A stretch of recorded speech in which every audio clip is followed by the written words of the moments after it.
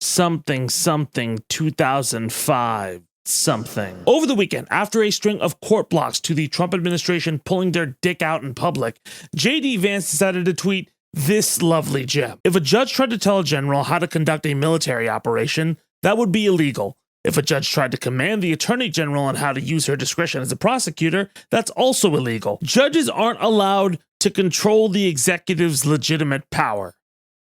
Great. First off, before we get into the constitutional crisis of it all, can I just point out that this is like an objectively stupid thing for somebody? It's like objectively fucking stupid to tweet something like this out. It's the equivalent of somebody telling you about their favorite movie, and then midway through their description of their favorite movie, you realize that they just read the fucking Wikipedia summary. If a judge decided to tell O.J. Simpson how to not use their discretion at stabbing people, then that would be a judge.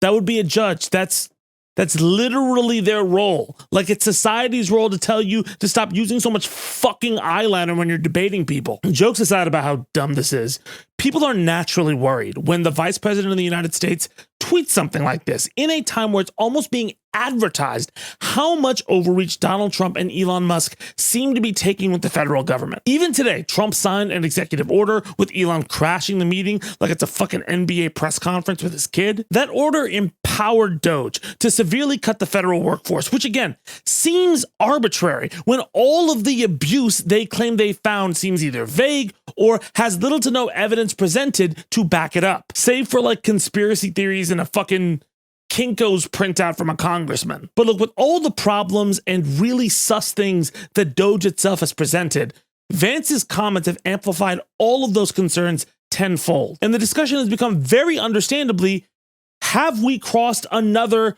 uncrossable line? We are now in a constitutional crisis, with the executive trying to question and ultimately ignore the judiciary in a move that we can't come back from, in a move we have never seen before in the United States of America, at least. You saw, remember him? Oh, you knew he was coming. I am really sorry. I am not trying to use this year as a cop-out, right? There are differences between this year, 2026, and the year we keep using to talk about the member berries of fascism. But I also found Vance's tweet incredibly alarming, and then remembered how familiar it sounded. And I am sorry to keep bringing this up, but it truly did sound very familiar. To be honest, it is the cornerstone of the unitary executive theory that drove the Bush administration and also ultimately led to their defeat. So let's talk about it. That time 2 decades ago where the executive did try to take full power. What's different and what that means for all of us. And before we go forward, I do have to give a shout out to these guys. I have ADHD, and when you have ADHD, it's very hard to focus on a million different things at once. And especially in this news cycle, that's kind of the job. And most of the time when I want to get my energy up, I take a lot of caffeine and everything, and I was looking for an alternative, and my manager turned me on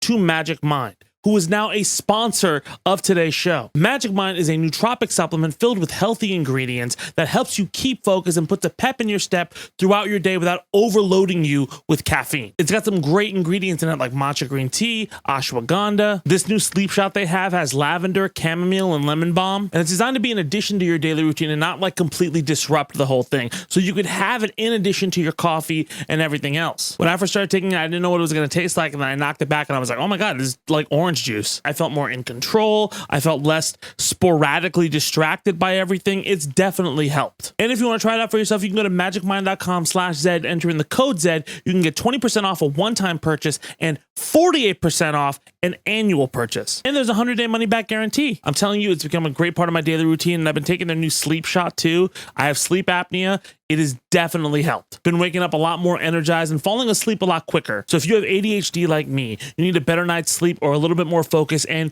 you like this cool politics show I do, go to magicmind.com/Zed, enter in the code Zed, get 20% off a one-time purchase, 48% off an annual purchase, and some peace of mind. All right. Back to Zed Talks. So let's start with where things were back in 2005. George W. Bush had won re-election against a very centrist John Kerry. Democrats were in disarray, no real direction. And it was all the hippie anti-war dickheads who lost it. Fuck you, Sean Penn. Eat a freedom fry, bitch. You in the word French just took us and grabbed us. So all of a sudden we decided, you know what we're going to do? We're going to change our French fries to freedom fries in support of our president, also our troops. Bush had a powerful SCOTUS majority who literally handed him an election 4 years ago, and he was leaning into the culture war at an alarming pace with his efforts to ban gay marriage, by constitutional amendment no less. And Fox News retained and promoted heavily the idea that to criticize a president during wartime was tantamount to treason. Okay, so a couple years prior, the Bush administration had captured a man named Yasser Hamdi. Yasser was actually a U.S. citizen, but they labeled him as an enemy combatant when they took him in Afghanistan. Now, Hamdi and his lawyers say he was not an enemy combatant. He was actually there to administer humanitarian aid. But there was no way to verify this because there was no trial before Hamdi was detained or charged. He was just immediately held, eventually in Guantanamo Bay, and then a South Carolina break for 3 years. And keep in mind, he is a U.S. citizen. Now, the Bush administration said that during wartime, the president has broad executive power that gives him the right to detain individuals like this without a charge or trial due to the authorization of military force passed after 9/11. Hamdi challenged this interpretation and case, and it went to the Supreme Court, and the Supreme Court ruled 8-1 against the Bush administration, saying that, well, yes, the president does have the ability to detain enemy combatants. They are required to grant U.S. citizens an opportunity to challenge their detention before an impartial tribunal. In response, and defeated, the Bush administration released Hamdi and then deported him to Saudi Arabia in 2004. They never granted him the judicial review. This was the loophole they used to skirt that power, and it's one of the other many loopholes they use to try to skirt around any checks and balances that would come their way. Now, early on in 2005, Bush was doing fine. His approval began to dip after a very bad public battle of trying to privatize Social Security, and then after his mismanagement of Hurricane Katrina in August of 2005. But in December of 2005, after those two back-to-back hits, it was reported by the New York Times that the Bush administration had implemented a warrantless wiretapping program for years, violating FISA and sparking severe backlash from both Democrats and Republicans alike. And the administration defended the program, citing Article 2 powers. Alberto Gonzalez, this motherfucker. Alberto testified in front of Congress, but refused to disclose the full details of the program, citing national security. Then the president tried to push for amendments to FISA to basically make everything that he did legal, but backwards. Those passed in 2008. But that's not all. In 2005, the torture memos became public. Oh, fuck, bro. John Hughes memos on the unitary executive, pretty much the prequel to Project 2025, argued the president had unlimited authority for national security and meant they could use enhanced interrogation techniques, which is a fancy word for fucking torture, and that the president could indefinitely detain prisoners for that torture. This drew insane backlash, right? Because it violated the fucking Geneva Conventions. But Bush said, oh, no. The Geneva Conventions don't apply to enemy combatants. Dick Cheney and Donald Rumsfeld supported that shit, and they said it made us safer against the terrorists. And thus began the Bush administration stop-blocking investigations, citing their executive privilege. I'm using a lot of air quotes right now. I hope that denotes my disdain for these people. And as for what the public took that as, they were like, nah, motherfucker! What are you talking about? Nobody fucking elected you to be fucking Solid Snake with everybody's private bullshit or to co-sign torture. We're not all like, oh, this is great. But not only that, there was another lawsuit against Donald Rumsfeld, Hamdan Vs Rumsfeld. The Supreme Court ruled that military commissions that the Bush administration set up to try Guantanamo detainees violated U.S. military law and the Geneva Conventions, that these detainees were entitled basic legal protections. Bush then went to Congress and tried to force them to pass the Military Commissions Act of 2006, which stripped habeas corpus from detainees and restarted those same commissions. And then the Supreme Court was like, what the fuck are you doing? What are you doing? And in 2008, they said, hey, motherfucker, no, and reaffirmed habeas corpus, striking down multiple provisions of the MCA. All of these were massive examples of executive overreach. And I know what you're going to say, but Zed, That's Bush trying to find loopholes within other checks, right? Vance is just openly saying Trump should defy a court order. George W. Bush also issued 750 signing statements, more than any other president before him, stating that he had the authority to literally reinterpret or ignore laws that he believed infringed on his executive privilege. Interpreting laws, by the way, isn't the executive, that's the judiciary. That's what we're talking about right now. Congress writes the laws, the courts interpret the laws, and the president is supposed to enforce them. They're all supposed to check each other. We're in this mess because Vance is saying you can't interpret what the president is doing. Through your interpretation of the Constitution, you can't block him. But that's literally what the fucking judiciary does. Bush did the same thing with these signing statements. And there were other checks he was ignoring too. During the scandal where the Bush administration dismissed 8 U.S. attorneys in a clearly, like so fucking clearly, politically motivated dismissal. Does that sound familiar? Just a gutting politically of random U.S. civil servants? Administration officials, including this stupid motherfucker, were summoned by Congress, and then when they were there, invoked executive privilege, stopped blocking the whole process because they said Congress was infringing upon it. By the way, Scott, it's 20 years later, and I just want to let you know, while everybody else gets angry at you for your wild fucking brain dead takes, I am not, because I know you're on television because you are so publicly fucking useless in modern day politics that the only use for you is whining like a little bitch on the one network the person who leads your party fucking hates. That's all you're good for. So fuck yourself, buddy. I got a problem with Tim Pool too, but you know, at least the people who are around him want him there. Fuck yourself, Scott. But look, while that's all fine and dandy, what ended up happening with all of this stuff?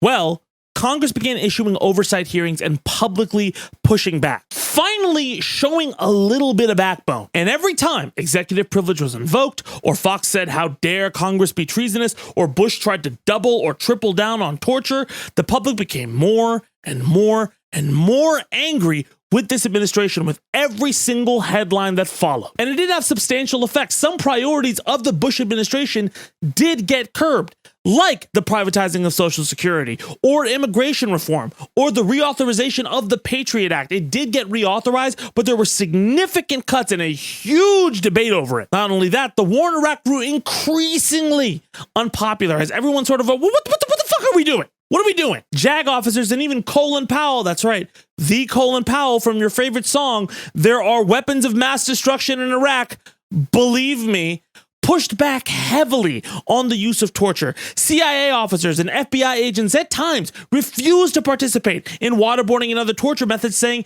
they were illegal. Moderates and libertarians were disgusted by the overreach of the administration and the backpedaling, and that led to a 2006 landslide midterm and then the election of Barack Obama. But sure, okay, how is it different though? So let's be honest.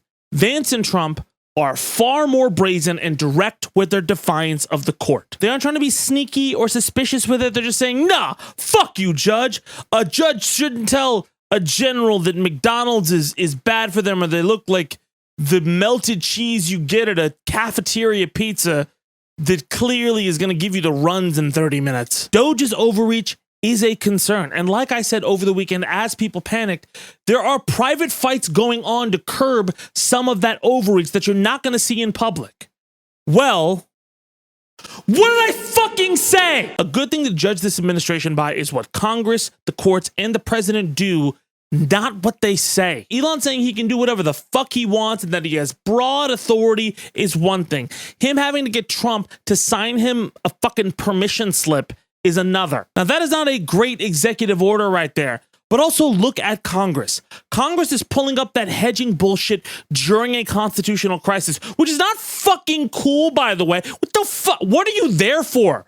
You fucking like, was this an ASB meeting? You're drawing with crayon? Do your fucking job. But that hedging, despite the toddlers, is present because they obviously are not happy and they're trying to figure out how to push back. Not because they believe in the rule of law and democracy. No, because they're selfish dipshits. Listen, the executive, the legislative, and the judiciary are equal branches of government. To be honest, the judiciary is supposed to be the most powerful branch of government, which isn't better, but it's like a fucking fighting game tier list. They say they're all equal, but you play Chun-Li once and 2 low shorts, you're fucked. Fuck that character. If Trump gets to ignore court orders and does what he wants and Congress doesn't check him, that makes Congress under his thumb. Nah. These guys see this fucking horse in a hospital as a means to an end. Now, you do have a few true believers, I'll give you that. But you also have a lot of, well, I mean, fuck it, if we're all getting paid. And they don't want to lose power. Dude, Congress will bend over backwards to start shit so they can keep a stupid fucking seat in a random district. They will slut themselves out on television during a debate to get donations. They will leave the party and then caucus with the same party. Ugh. Make no mistake, there is damage that Elon is doing to the federal government. Don't put words in my mouth. There is absolutely damage he is doing. But none of what he is doing has centralized the government's power. Okay? He has not unilaterally destroyed power in the states and everything else. Another history lesson.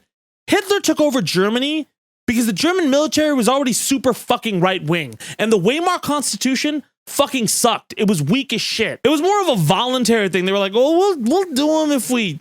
I mean, I guess we'll do them, but fuck all of you. Hitler gained that military's trust over the years and then positioned them as a force to use. Hitler was also surrounded by true believers who were officials, not just opportunists, right? Surrounded by officials who were true believers and an extraordinarily weak constitution and economy.